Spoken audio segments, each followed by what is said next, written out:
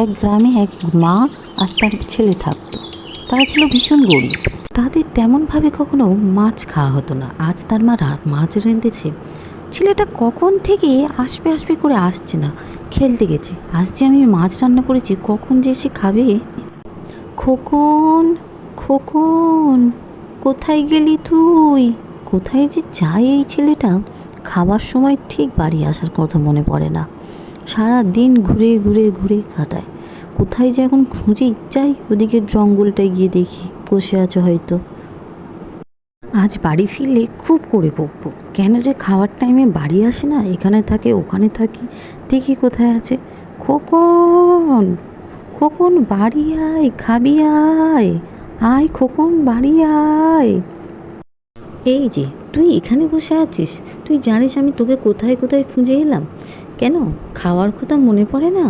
সব সময় খালি খেলা খেলা আর খেলা। কখন খাবি তুই? চল বাড়ি চল বলেছি।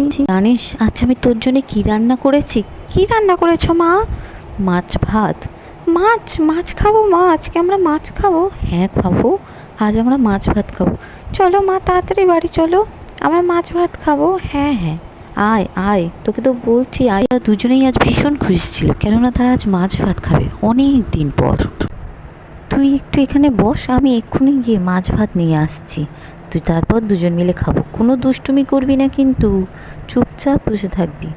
আমি আনছি, এই চুপ করে বস, আমি এক্ষুনি আনছি, কোনো দুষ্টুমি নয়। চুপচাপ বস, যাবো ভাতটা নেবো আর চলে আসবো। কোনো দুষ্টুমি নয়, চুপ করে বস বাবা আমার। খোকন চুপচাপ বসো, আমি আসছি আমি আসছি।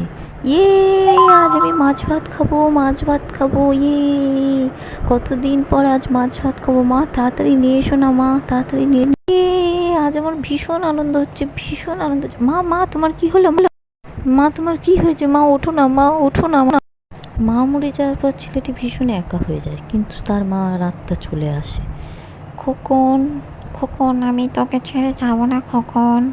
আমি সব সময় তোর সঙ্গে থাকবো। তোর বিপদে আপদে আমি তোর সঙ্গে আছি আর থাকবো। আমি যে তোরা মা, আমি তোকে ছেড়ে যেতে পারি না খোকন। তুই মন খারাপ করিস না খোকন, আমি আছি।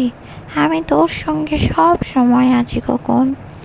আমি ভূত হয়ে গেলেও আমি তোর সাথেই আছি। ভূত হলেও যে আমি তোর মা।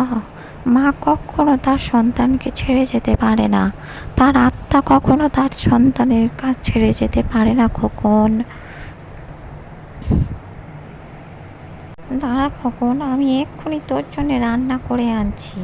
তুই সব সময় আমার সঙ্গে থাকবি, আমিও তোর সঙ্গেই থাকবো, জন্মের আগেও পরেও।